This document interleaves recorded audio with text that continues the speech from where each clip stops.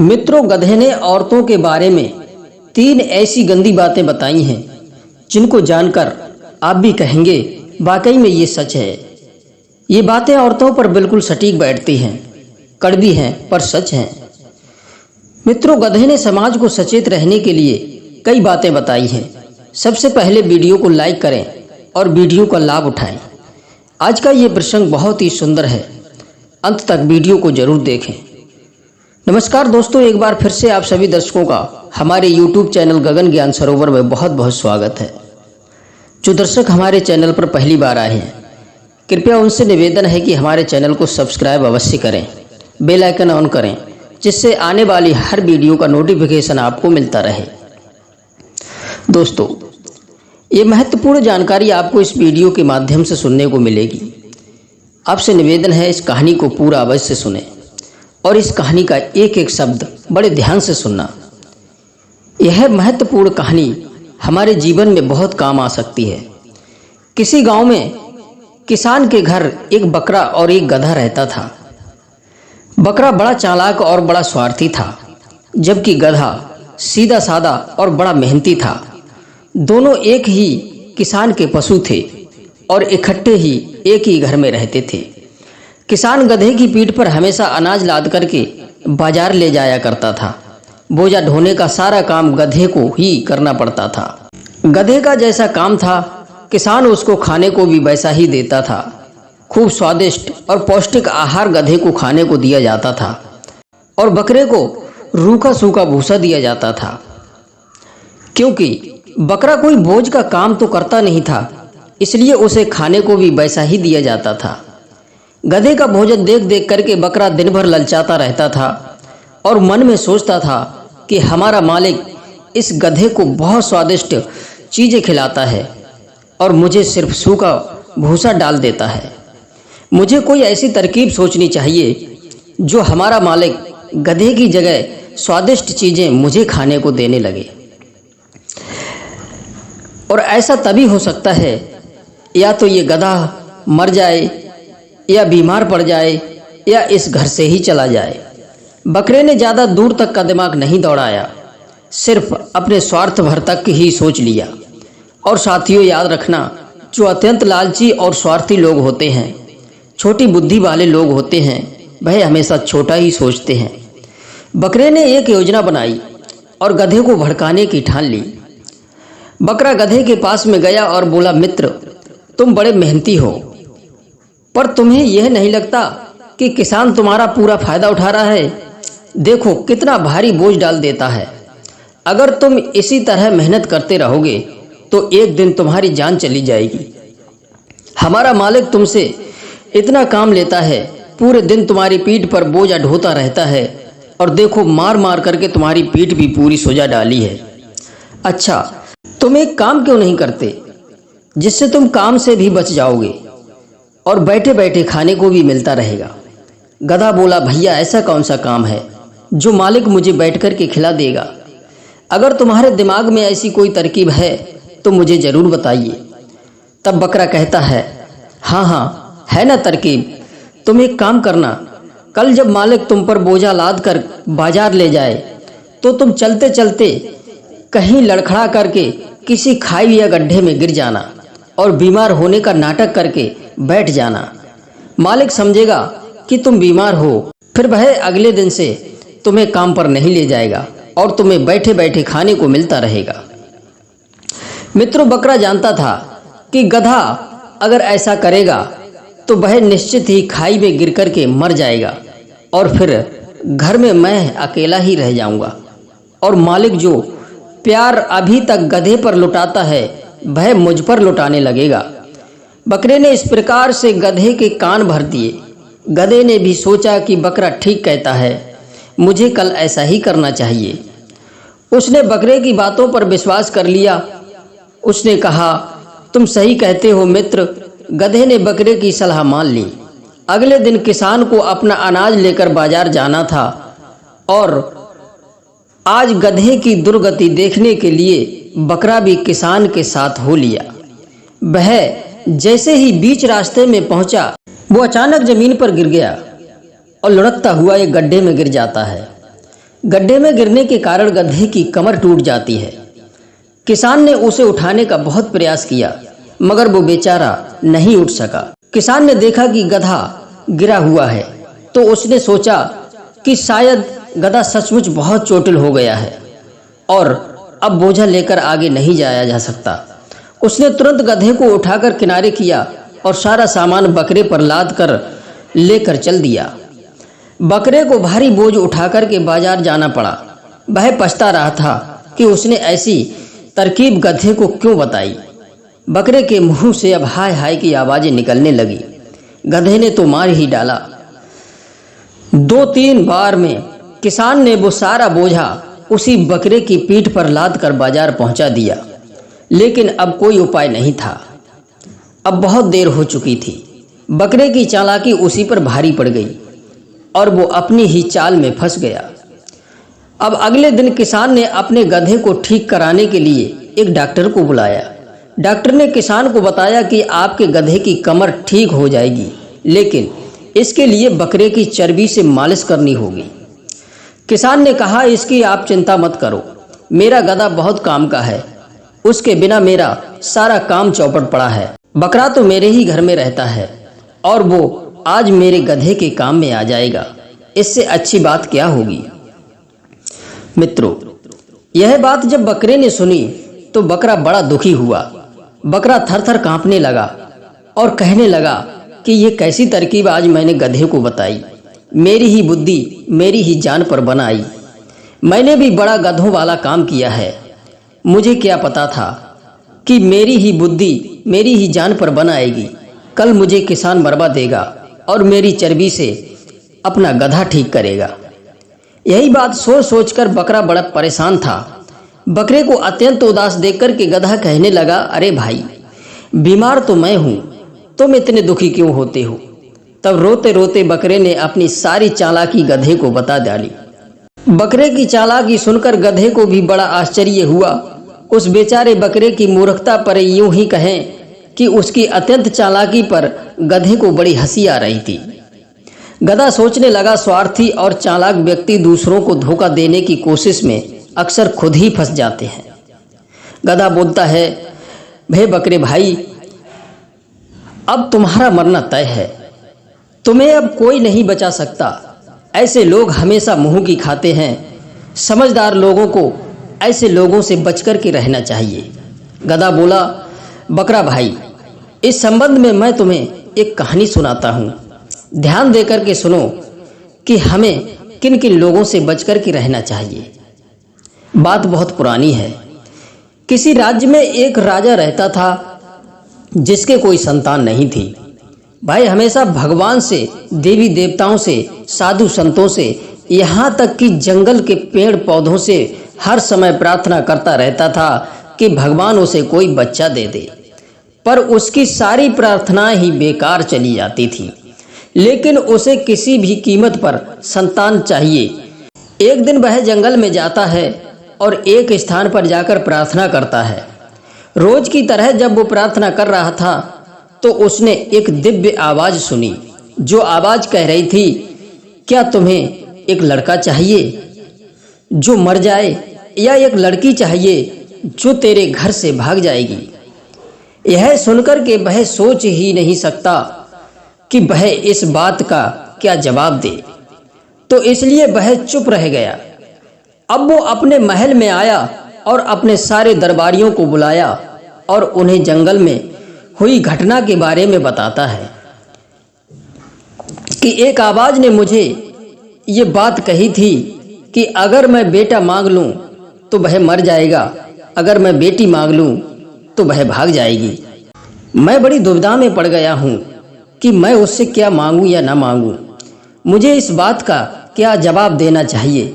राजा की बात सुनकर राजा के समस्त दरबारी जन राजा को सुझाव देते हुए बोले कि महाराज, ये तो बड़े ही धर्म संकट में डालने वाली बात है।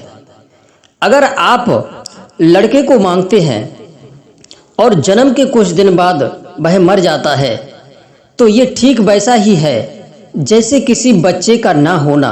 इसलिए हम सबकी राय तो यह है कि ना होने से अच्छा है कि वह होना चाहिए। इसलिए आपको लड़की मांगनी चाहिए, क्योंकि अगर लड़की भाग भी गई तो भी वह कम से कम जिंदा तो रहेगी और आप उसे कभी भी देख सकते हो।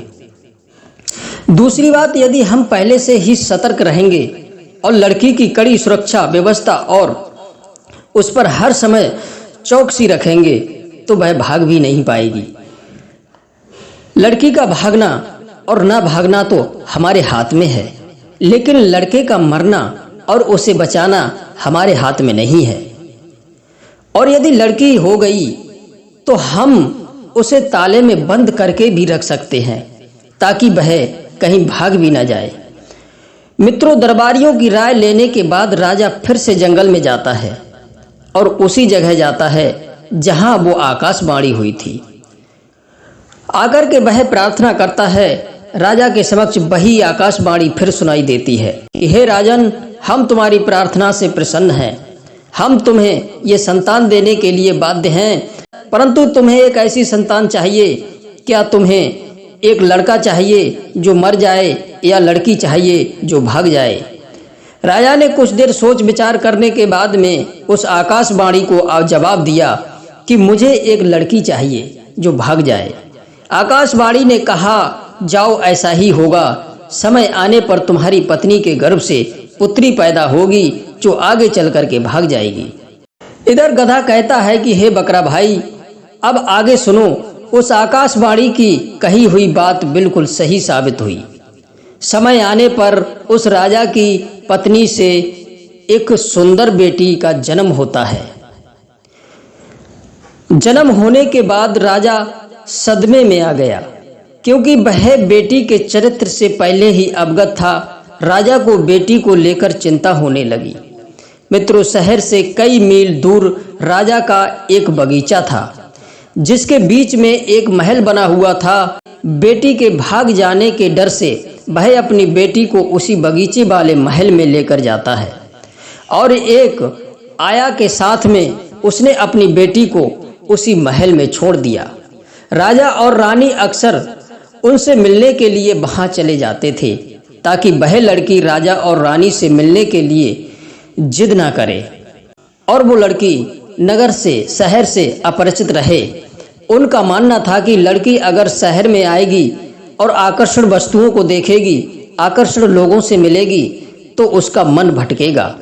इसलिए उसे इन सब चीज़ों से दूर रखा गया था ताकि वो इन सब बातों से और लोगों से अपरिचित रहे और वह वहां से भाग ना सके। राजा और रानी अपनी बेटी से मिलने जब कभी महीना 2 महीने में जाते रहते थे। धीरे धीरे जब राजकुमारी बड़ी हो गई, जवानी की सीढ़ी पर जब उसने कदम रखा तो उसका मन आकर्षण वस्तुओं को देखने का होने लगा। मित्रों, एक दिन एक नौजवान व्यक्ति उस बगीचे की तरफ आता है और उसने राजकुमारी को देखा और उस राजकुमारी ने नौजवान को देखा तो दोनों में प्रेम हो गया। राजकुमारी ने पहली बार किसी सुंदर पुरुष को देखा था तो देखते ही देखते उससे प्रेम करने लगी। वह पुरुष राजकुमारी को भी भा जाता है और दोनों एक दूसरे से मिलने लगे। कुछ दिन तक दोनों का मिलना जुलना चलता रहा। धीरे धीरे उनका प्रेम परवान चढ़ने लगा। दोनों को एक दूसरे से प्रेम हो जाता है। उन्होंने खुशी खुशी शादी कर ली। दोनों ने यह शादी अपने माता पिता को बिना बताए ही कर ली थी। इस प्रकार धीरे धीरे वह युवक राजकुमारी को शहर में घुमाने ले जाने लगा। 9 महीने उपरांत राजकुमारी ने एक सुंदर बेटे को जन्म दिया। अगली बार जब राजा अपनी बेटी से मिलने आता है तो पहले तो वो उसकी आया से मिला। उसने उससे पूछा कि उसकी बेटी कैसी है। आया बोली, बहुत अच्छी है। आप विश्वास नहीं करेंगे कि उसने अभी अभी एक बेटे को जन्म दिया है। यह खबर आपको भिजवाने वाली ही थी। दोस्तों, ये खबर सुनकर राजा के पैरों के नीचे जमीन खिसक जाती है। सोचने लगा कि जिस बात के डर से मैंने उसे शहर से इतनी दूर बगीचे में रखा था और वही बात हो गई। राजा को बहुत शर्मिंदगी महसूस हुई और उसे बहुत गुस्सा भी आया। राजा ने उस लड़की से कोई भी रिश्ता रखने से इनकार कर दिया। वो राजकन्या अपने पति और बेटे के साथ उसी बगीचे वाले महल में रहने लगी।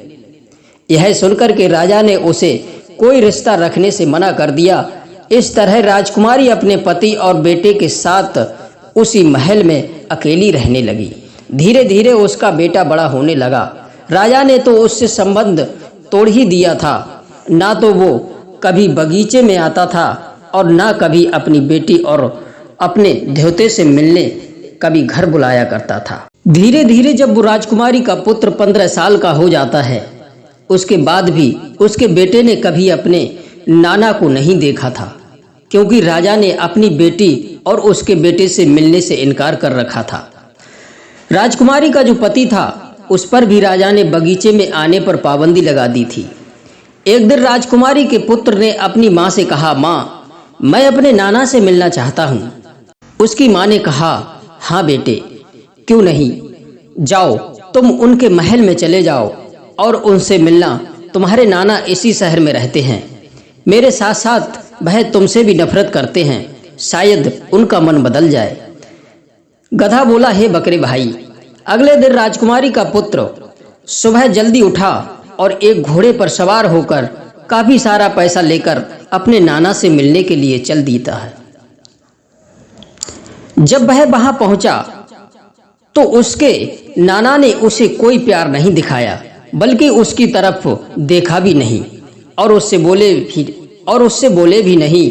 इस प्रकार कई बार राजकन्या का बेटा राजा से मिलने के लिए जाता है, मगर राजा ने उसका ठीक से स्वागत नहीं किया।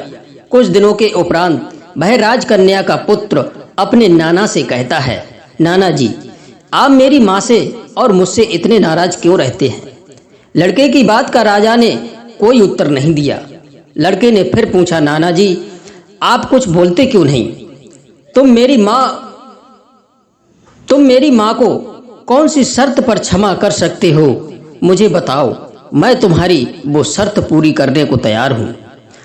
राजा कहने लगा, पुत्र, मैं तुम्हें और तुम्हारी माँ को एक शर्त पर क्षमा कर सकता हूँ। जब तक तुम जंगल में रहने वाली जादूगरनी का सिर काट कर नहीं लाओगे, तब तक मैं तुमसे नहीं बोलूँगा। यदि तुम उस जादूगरनी का सिर काट कर मुझे लाकर दोगे तो मैं तुम्हें और तुम्हारी माँ को अपना लूँगा। राजकुमार बोला, नाना जी, आप चिंता ना करें, मैं आपकी ये शर्त जरूर पूरी करूँगा। मैं उस जादूगरनी का सिर काट कर अवश्य लाऊंगा।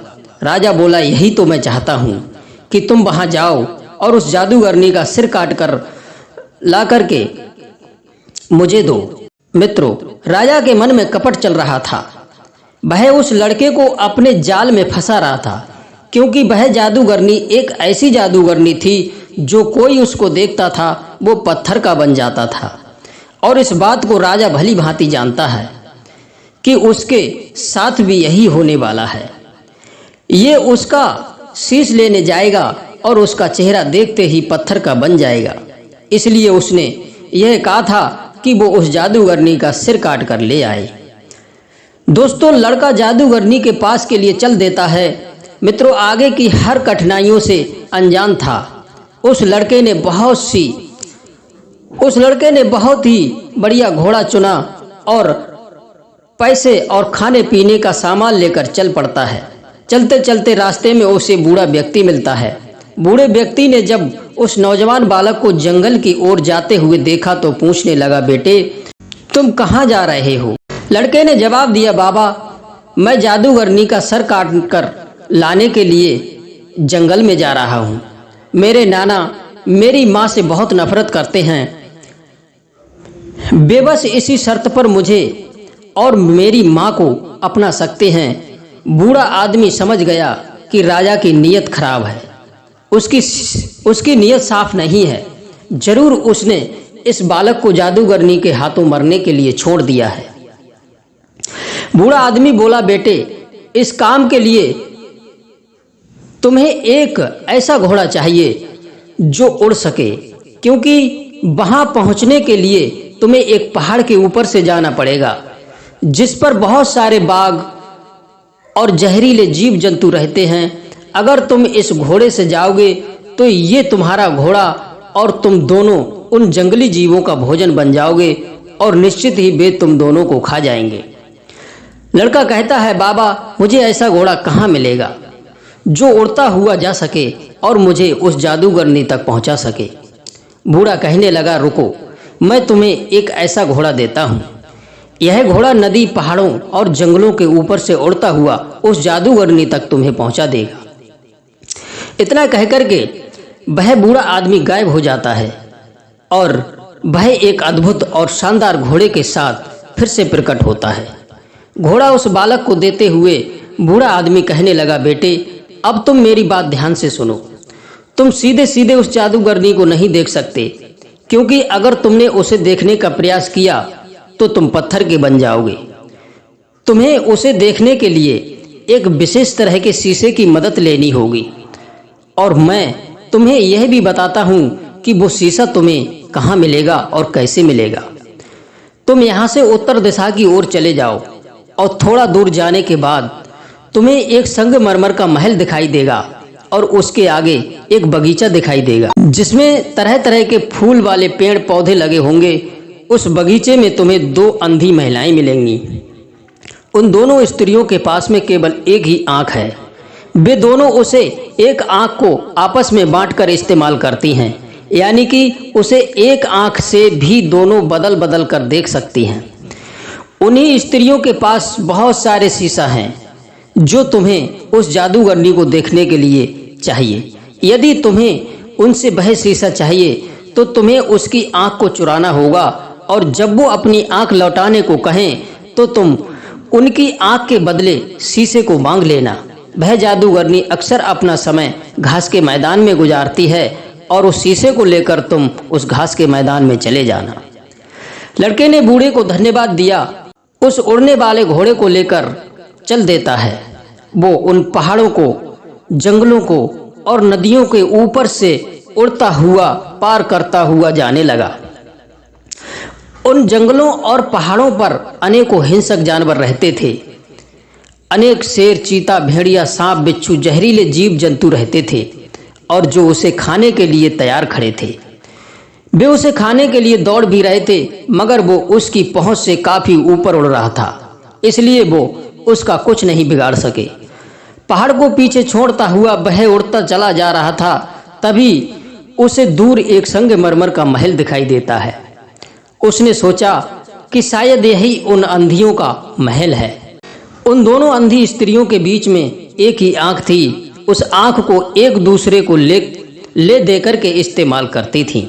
वो लड़का उस संगमरमर के महल के पास पहुंच जाता है। महल का दरवाजा खटखटाने की हिम्मत नहीं कर सका। अब तो वह बगीचे में ही टहलने लगा। उधर वे दोनों अंधी स्त्रियां भोजन करने के बाद अपने बगीचे में टहलने के लिए आती हैं। उस समय वो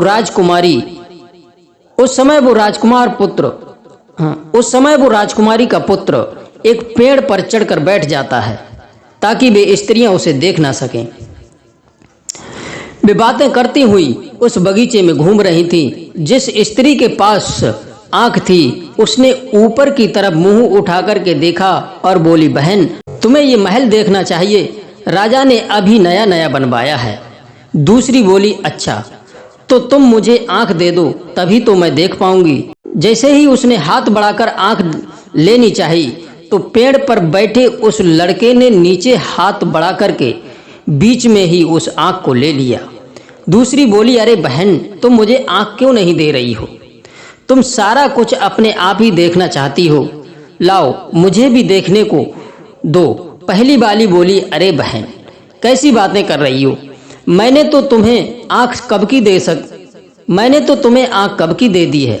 दूसरी वाली बोली, नहीं, तुमने मुझे आंख अभी तक नहीं दी है। सचमुच तुम मुझे बेवकूफ़ बना रही हो। पहले वाली स्त्री ने कहा, बहन, मैंने अभी तो तुम्हारे हाथों में। पहले वाली बोली, बहन, अभी तो तुम्हारे हाथ में वो आंख रखी थी, तुम्हारे पास नहीं है तो फिर कहाँ गई? मित्रों, इस प्रकार वे दोनों आपस में बहस करती रहीं जब तक कि उन्हें ये पता नहीं चल गया कि उनमें से किसी के पास वो आंख नहीं है। वे दोनों विचार करने लगी, बहन, जब हम दोनों के पास आंख नहीं है तो फिर हमारी आंख किसने ले ली? लगता है हमारे बीच में कोई तीसरा व्यक्ति भी मौजूद है जिसने हमारे साथ छल करके उस आंख को चुरा लिया है। तभी वे जोर से बोलती हैं कि अगर वह आदमी यही है जिसने हमसे हमारी आँख ली है तो मेहरबानी करके वह हमारी आँख हमें लौटा दे, क्योंकि हम दोनों के पास केवल एक ही आँख है। अगर उसे हमसे हमारी आँख के बदले में कुछ चाहिए तो वह हमें बता दे, हम उसे देने को तैयार हैं। वह हमें बताए कि वो हमसे क्या चाहता है, हम अपनी आँख के बदले में उसे वो वस्तु प्रदान कर देंगे। तब वह लड़का पेड़ से नीचे उतर आता है और उनसे कहता है, तुम्हारी आँख मेरे पास है, मुझे इसके बदले में आपसे वो शीशा चाहिए जिसे जादूगरनी को देख सकता हूँ। उन दोनों स्त्रियों ने कहा, बेटा पहले तुम हमारी आँख हमें वापस कर दो, तभी तो हम शीशा ढूंढ पाएंगी। मित्रों, उस लड़के ने उनकी वो आँख लौटा दी। उनमें से एक स्त्री ने अपनी आँख लगाई और दोनों महल में चली गई। कुछ देर में ही एक शीशा लेकर वापस लौटी। उन्होंने वो शीशा उस लड़के को दे दिया और वह राजकुमार शीशा लेकर के अपने आगे की यात्रा पर चल पड़ा। चलता जा रहा था। धीरे धीरे वह जादूगरनी के बगीचे के ऊपर पहुंच जाता है। बगीचे में सुंदर सुंदर फूलों की सुगंध हवा में ऊपर आ रही थी। जैसे जैसे वो आगे बढ़ता गया, फूलों की खुशबू और तेज होती चली गई। लड़का धीरे धीरे घास के मैदान में बने एक सुंदर महल के पास में पहुंच जाता है। उस मैदान में फूल ही फूल लगे थे। वह जादूगरनी अपने घास के मैदान में घूम रही थी। उस लड़के ने अपना घोड़ा थोड़ा पीछे किया और उसने जादूगरनी की तरफ पीठ कर ली और फिर उसी शीशे में देखता हुआ वह जादूगरनी की ओर बढ़ने लगा। दोस्तों, जादूगरनी को अपनी ताकत पर बहुत विश्वास था कि वो उसे देखते ही लोग पत्थर के बन जाते हैं, और अपनी इसी ताकत के भरोसे वो किसी से बचकर भी कहीं भागने की कोशिश नहीं करती थी। जादूगरनी बगीचे में ही घूम रही थी। लड़का उसे शीशे में देखते हुए उसके पास तक पहुंच जाता है और अपनी तलवार घुमाकर चलाते हुए उसका सिर काट लेता है। उसके सिर से थोड़ा सा खून निकला जो जमीन पर गिरते ही सांपों के रूप में बदल गया। उस लड़के ने शीशे में देखते हुए वो सिर एक थैली में रख लिया और घोड़े पर बैठकर आकाश में उड़ गया। उड़ते उड़ते एक बंदरगाह पर पहुंचा जो समुद्र किनारे बना हुआ था। समुद्र के किनारे वह लड़का जाता है तो वहां उसे एक सुंदर सी लड़की काले कपड़े पहने हुए दिखाई देती है। वो लड़की वहां खड़ी होकर के रो रही थी। उसने उस लड़की को देखा तो वह लड़की चिल्लाने लगी, चले जाओ यहाँ से, चले जाओ, यहाँ अगर अजगर आ गया तो वह तुम्हें खा जाएगा। वो रोज एक जिंदा आदमी को खाता है, आज मेरी बारी है, इसलिए मैं यहाँ उसका इंतजार कर रही हूँ, पर तुम यहाँ से चले जाओ। तुम कौन हो? लड़के ने उसे धीरज बंधाया और कहा, तुम घबराओ नहीं, मैं तुम्हें अजगर से बचा लूँगा। लड़की रोते रोते बोली, यह नामुमकिन है, उस विशाल से अजगर को मारना बहुत कठिन काम है। लड़का उसे तसल्ली देते हुए बोला, तुम डरो नहीं और आओ मेरे घोड़े पर बैठ जाओ। इतना कहकर के लड़के ने लड़की को अपने घोड़े पर बैठा लिया। उसी समय पानी में छपाक की आवाज़ सुनाई देती है। वो आवाज़ उसी अजगर की थी जो समुद्र से बाहर निकलकर उसे खाने वाला था। तो लड़के ने उस लड़की से अपनी आंख बंद करने के लिए कहा और उसने भी अपनी आंखें बंद करके थैले में से उसी जादूगरनी का सिर निकाल लिया। उधर अजगर ने पानी में से अपना सिर बाहर निकाला तो उस जादूगरनी का सिर दिखाई दिया। सर देखते ही देखते वह अजगर तुरंत पत्थर का बन गया और समुद्र की तलहटी में डूब गया। वो लड़की एक राजा की बेटी थी। तो लड़की को अजगर से बचाकर राजकुमार उसके माता पिता के पास ले जाता है। राजा और रानी दोनों ही अपनी बेटी को जिंदा ही सलामत देख करके बहुत खुश होते हैं। उसके बदले में राजा ने अपनी बेटी की शादी उस लड़के से करा दी और लड़का कुछ दिन उसके पास रहा। उसके बाद वह लड़का राजकुमारी को साथ लेकर अपने राज्य के लिए लौट आता है और कहा, मैं खुद ही अपने राज्य का राजा हूँ और उसे वापस लौटना है। राजकुमारी को लेकर वह अपने नाना के पास पहुंचा, राजा उस लड़के को जिंदा वापस आया देख कर के बड़ा आश्चर्यचकित होता है और साथ ही साथ कुछ दुखी भी होता है। लड़का बोला, नाना जी, आप यही चाहते थे ना कि मैं जाऊं और जादूगरनी का सिर काट करके ले आऊं।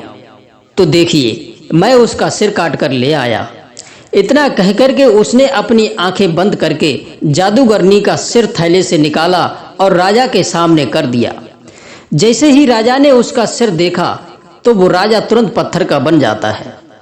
दोस्तों, उसे उसकी करनी का दंड मिल जाता है। उसके बाद लड़का अपने माता पिता के पास वापस चला जाता है। वहां से उन सब को लेकर वह अपने नाना के राज्य में लौटता है और अपने नाना के बाद वो लड़का राजा बन जाता है। उस राजकुमारी से उसकी शादी हो गई थी और वह खुशी खुशी उसी नगर में रहने लगे।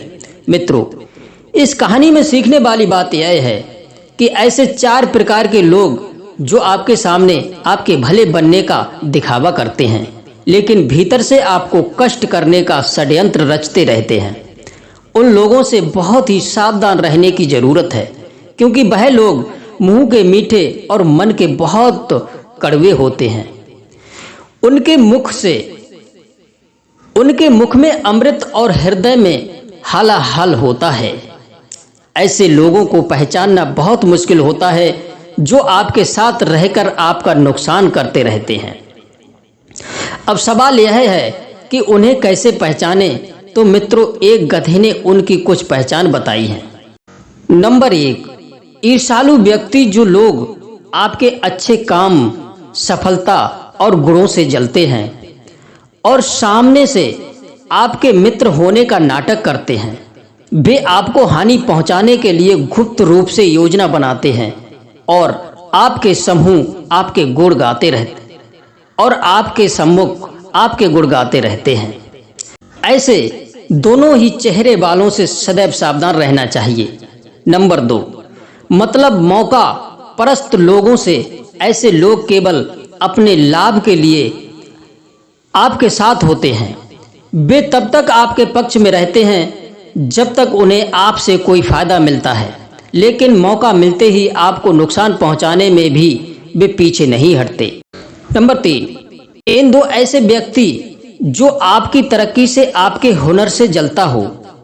ये लोग अंदर से आपको पसंद नहीं करते और आपके ऊपर तो नकारात्मक भावना रखते हैं। हालांकि सामने से वह आपके हितैषी होने का नाटक करते हैं, परंतु उनका असली दोष आपको गिराना या कमजोर करना होता है। ऐसे लोगों से सदैव सावधान रहना चाहिए और उनके इरादों को समझ लेना चाहिए। चौथे प्रकार के वे लोग होते हैं जो आपके सामने स्वयं को लज्जित या शर्मिंदा महसूस करते हैं, या आप उनके किसी ऐसे राज्य से वाकिफ होते हैं जो उन्हें कमजोर, बदनाम या पराजित कर सकता है। ये लोग इस कारण आपसे भयभीत होते हैं और अपने भीतर असुरक्षा का भाव रखते हैं। उनकी यह सुरक्षा धीरे धीरे आपको नष्ट करने की ओर ले जाती है, क्योंकि वे आपके प्रति विश्वास और द्वेष पाल लेते हैं। ये लोग अपनी सुरक्षा के कारण आपको एक खतरे के रूप में देखते हैं और इसी कारण से आपको नीचा दिखाने या नुकसान पहुंचाने का प्रयास करते रहते हैं, क्योंकि आप उनके किसी गहरे राज से अवगत हैं। वे इस तरह जीते हैं कि आप उनका पर्दाफाश कर सकते हैं, इसलिए वे आपके प्रति भीतर ही भीतर शत्रुता पाल लेते हैं। रिश्तों में झूठी विनम्रता, ऐसे लोग आपके सामने झूठी विनम्रता और सम्मान दिखाते हैं, लेकिन उनके भीतर नकारात्मक भावनाएं होती हैं जो समय के साथ हानिकारक बन सकती हैं। गधा बोला, मित्र, तुम्हारे जैसे लोग जो अंदर ही अंदर लोगों की खुशियों से जलते हैं, उनका उसी राजा की तरह हाल होता है। मित्रों, अपनी धूर्तता के कारण बकरा मर गया और उसकी चर्बी का इस्तेमाल गधे की कमर ठीक करने के लिए किया गया। तो दोस्तों, इसलिए ऐसे लोगों से हमें सचेत रहना चाहिए। तो दोस्तों, इस कहानी से आपने क्या सीखा? अपनी राय कमेंट सेक्शन में अवश्य दें। फिर मिलते हैं नेक्स्ट वीडियो में आप सभी दर्शकों का बहुत बहुत धन्यवाद। जय श्री कृष्णा, जय श्री राधे।